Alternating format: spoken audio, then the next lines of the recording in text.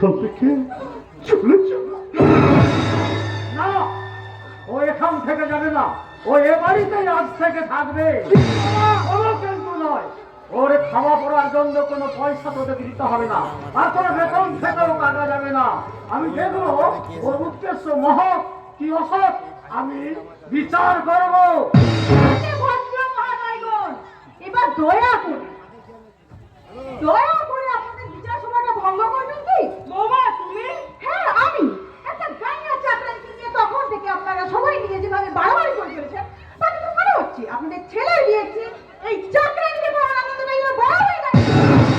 বৌমা একটু আস্তে কথা বলো, বাড়িতে আত্মীয় স্বজন রয়েছে, তারা সবাই শুনতে পাবেন। পাবে না তো আমার কি?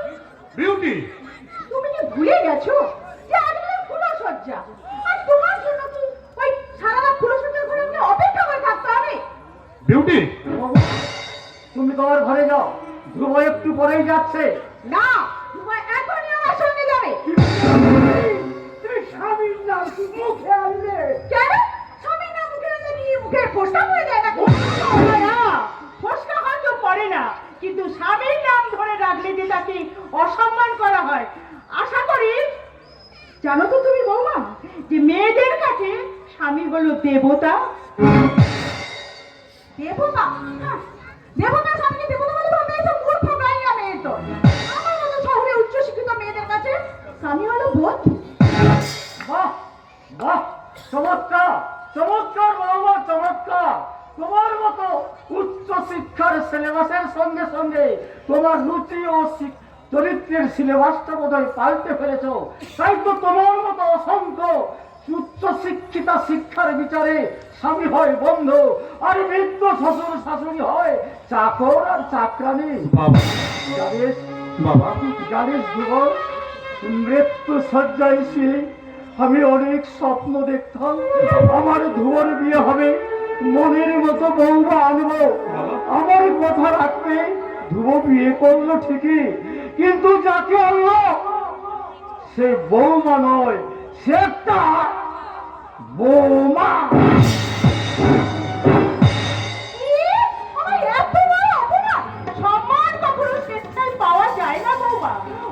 নিজেকে আদায় করে নিতে হয়। আশা করি সম্মান দেওয়া এবং নেওয়ার ব্যাপারে এবার থেকে যথেষ্ট সচেতন থাকবে।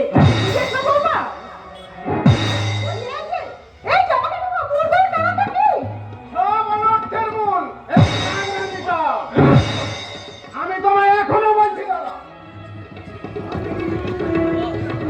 আজ এবং এখনই এই মুহূর্তে এই বাড়ি থেকে ওই চাকরানিটাকে তাড়াও, নইলে কিন্তু এই সংসারে অশান্তির ঝড় বইবে দাদা, অশান্তির ঝড়।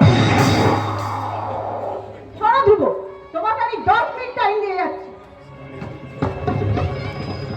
Just 10 minute.